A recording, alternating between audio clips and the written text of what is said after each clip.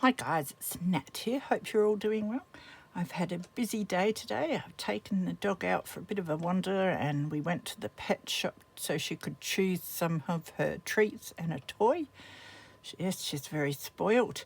And then I brought her home and went and took myself shopping to buy my treats and spoil myself. No, I mean, I did get a chocolate. And did the grocery shopping, come home, had lunch, and now I'm trying really hard to keep myself awake. So I thought it would be good to come in and do something where I don't have to think much and I can make a bit of a mess. So I'm going to do some oxide spraying on some papers.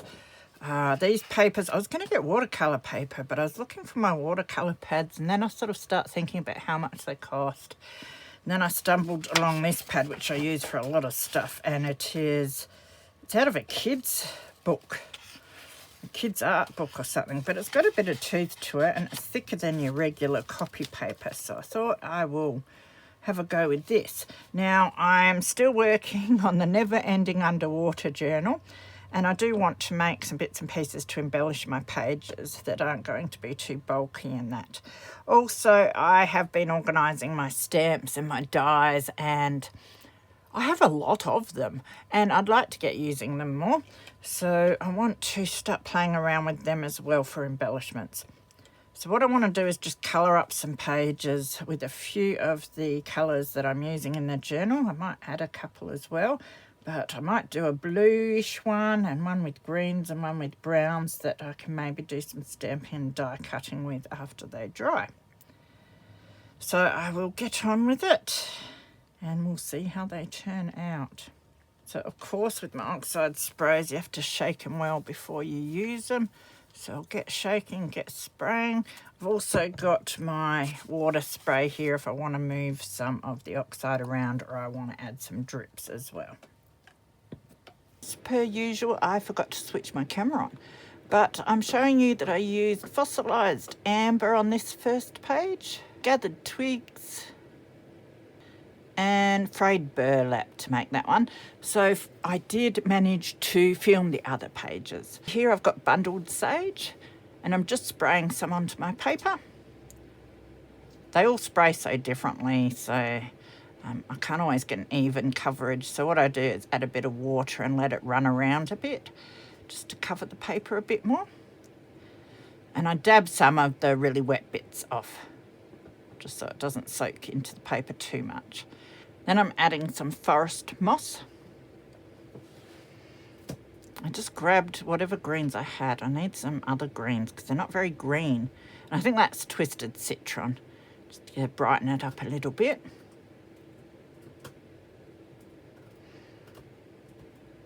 Now they always look different once they've dried. So it's good to let them dry, see what you think, and then add more of whatever colour if you want to. So again, just a bit of water and dabbing some of the wetter bits off. Then I put them aside to dry. And I want to do one with my blues, and I have Blueprint Sketch.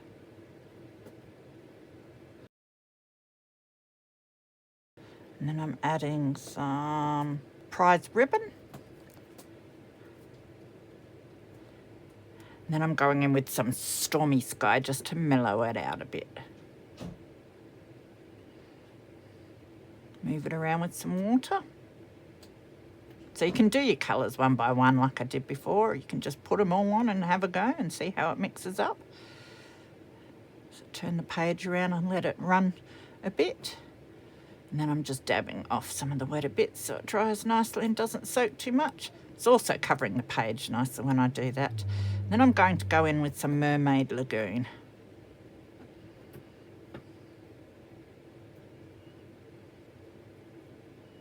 So for this one I'm using the spray part of my water bottle just to add some drops of water on top.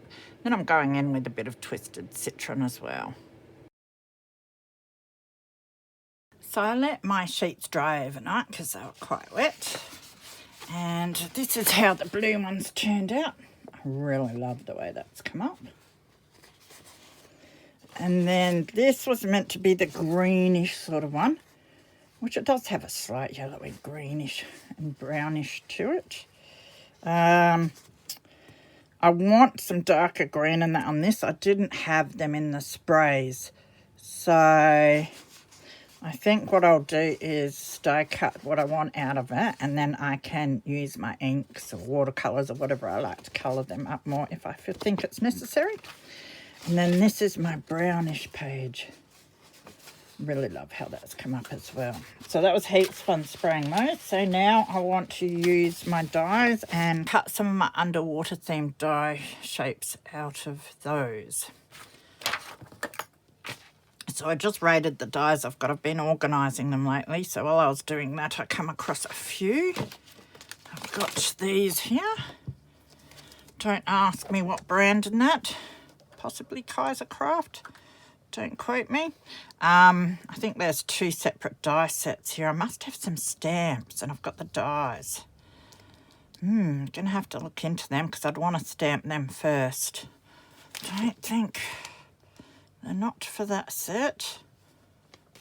So I'm going to have to find those stamps that go with that if I do have them. But I'll worry about that afterwards. But we'll do these 3. And then I found some just random singular dies that I had as well. I've got this shell. And I've got some more seahorses. And I have this one, which is some branch or something. But to me it looks like it could be a bit of seagrass or algae or something. So I think we'll do some of that as well. So we'll cut a few of each of those to play around with. It's a bit of an experiment here. I'm not quite sure what I'm doing, but I do have some ideas. And then we'll come back and see what we can do with those. So with my papers, they're a bit big to go into my big shot. So what I'll do is cut them down.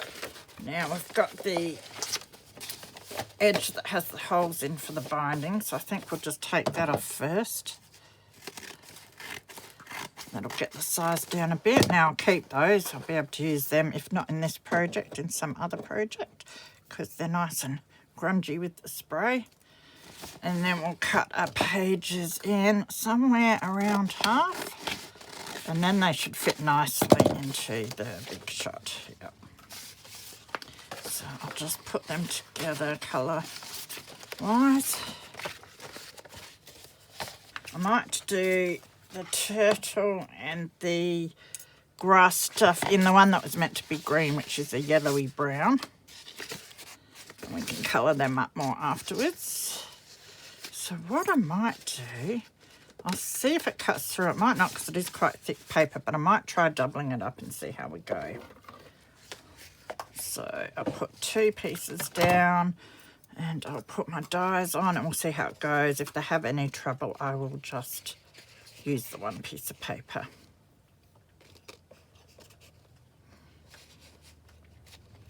Now I'm going to probably have a fair bit of my coloured paper left over, but I can use that to embellish in other areas or for other projects, which is always good to have some ready-made.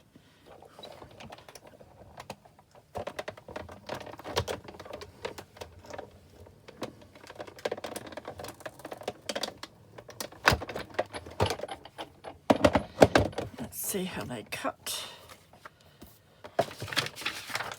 Just got some paper here for the poking out the little bits so I can put them in the bin. That come out quite nicely so far. And I tell you what, the negatives look really cool too. So we may use them. If not, again, I'd use them somewhere else. So I'll poke the... This doesn't have any holes in it, so all those holes are to get it out. So there we go, and there should be 2 together. And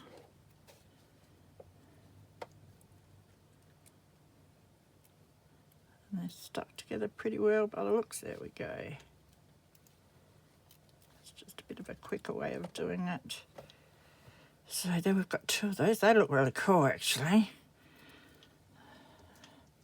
So I should find a little pot or something to put them in or on. Got this lid here. I'm just going to put them on there for now. Then we've got our turtle. Now he does have some holes, so I'll try and poke the holy bits out first to make it easy for myself. They come out quite cleanly. There's another one there and there and there. Beautiful. And his eye, I think that's that. So now we'll just poke the shape out. Oh, he must come in 2 pieces. Oh, nice. So you could do different. Oh, that's nice actually. You can do his face in a different colour than his body. Very interesting. Is it just the 2 pieces? It looks broken to me. Now I've got to have a look.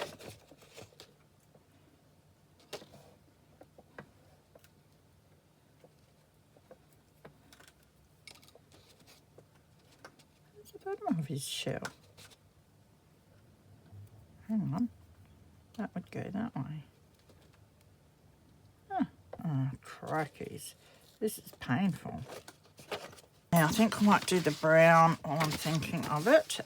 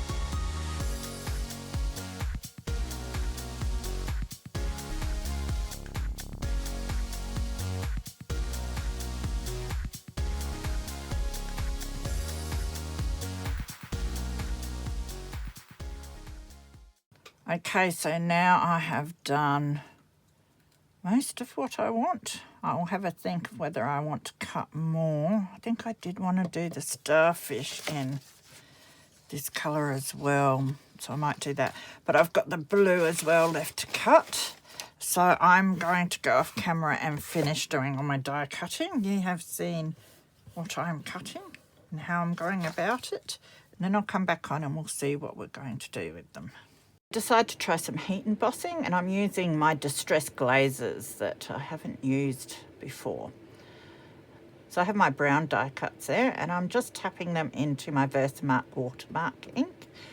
And then I am sprinkling some of my embossing powder on top. I decided to use a palette knife to push them into the ink pad so I don't get it all over my fingers. It seemed to work well. And the embossing glaze colour I'm using for this one is antique linen. I thought that looked a bit like sand and might go nicely over the top of my oxide sprays. I am not embossing all of my die cut pieces, just a few of them to see what it looks like.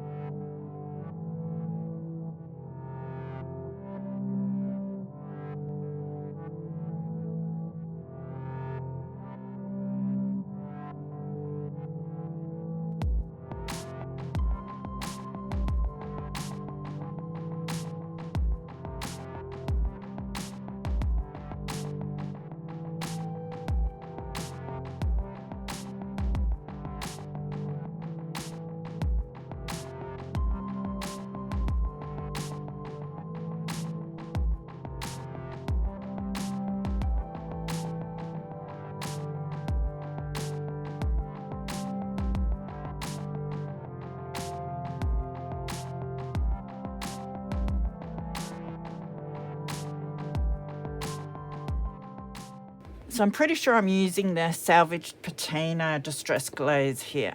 Just thought it would brighten up the sort of yellow-brown tones on these papers.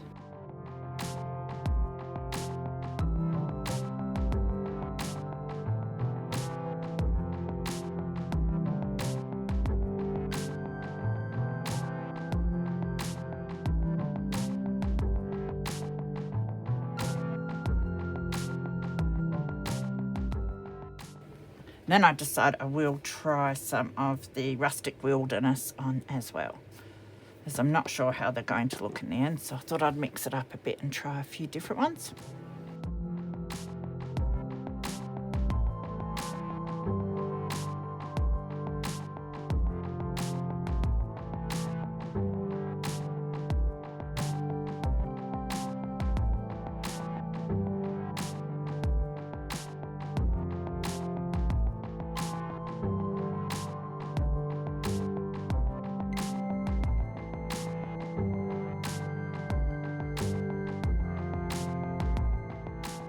Now for my blue oxide die cuts, I'm using the speckled egg.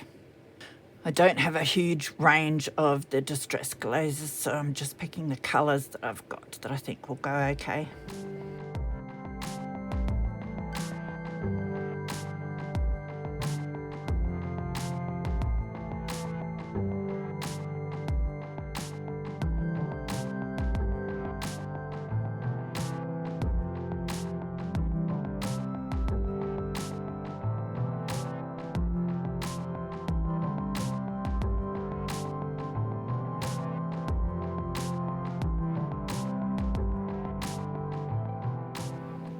So I end up coating all of the die cuts and putting them to the side so that I can heat them up all at the same time. So I've heated up my gun there, just making sure it's hot enough. And I start by going underneath my die cut just for a little. I've heard that it starts the melting process and it stops you blowing the powder off the top as much. Then I start melting the top. It's quite magical watching the embossing powder melt. It's one of my favourite things to do.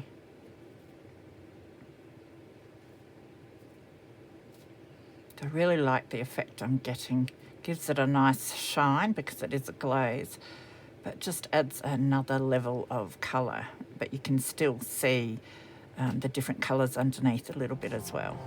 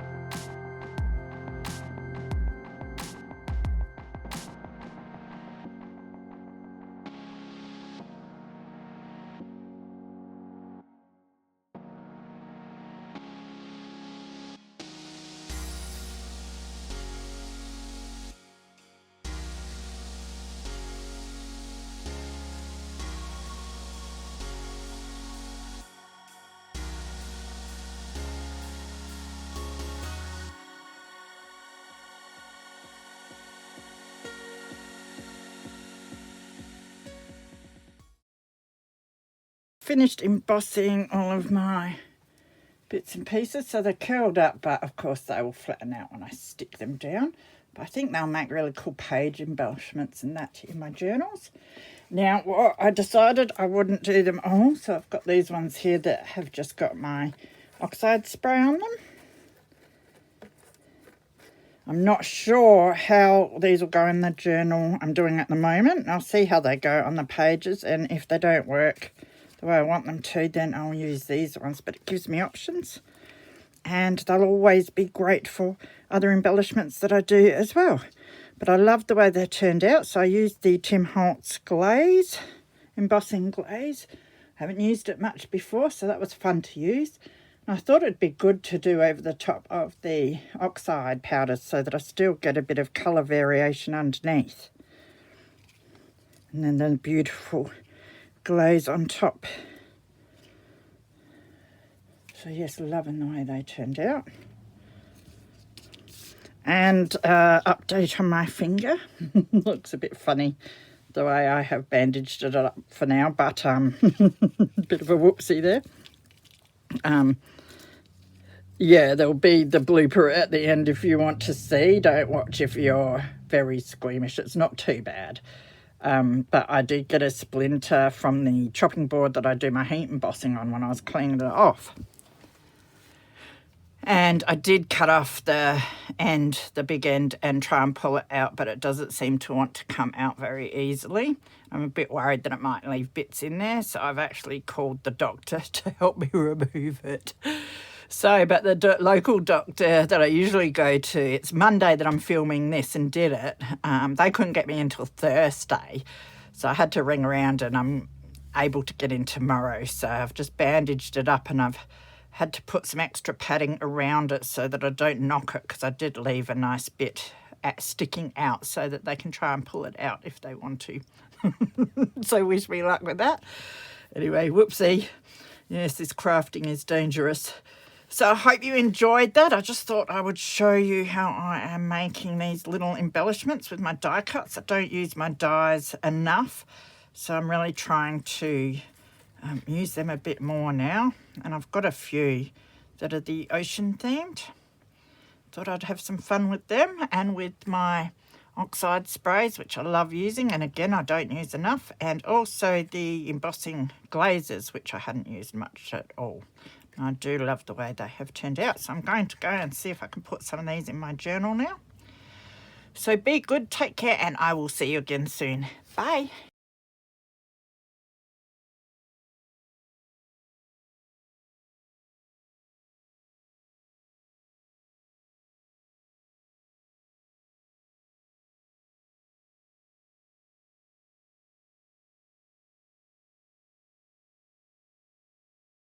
Helps with pulling. The front D-ring allows you to redirect your dog into any direction you wish to go. Now you can stroll instead of struggle. The chafe resist so your dog can walk with comfort, and that we are backing out with a 60-day money back. Calm down. I will fix up the issue. Everybody, it's Joy and welcome back to my channel. Today I am playing again with some 3D embossing folders and some white ocean. First thing that I need to do though is I have a piece of Branchaville 300 GSM cardstock, and I've cut that down to 4 inches.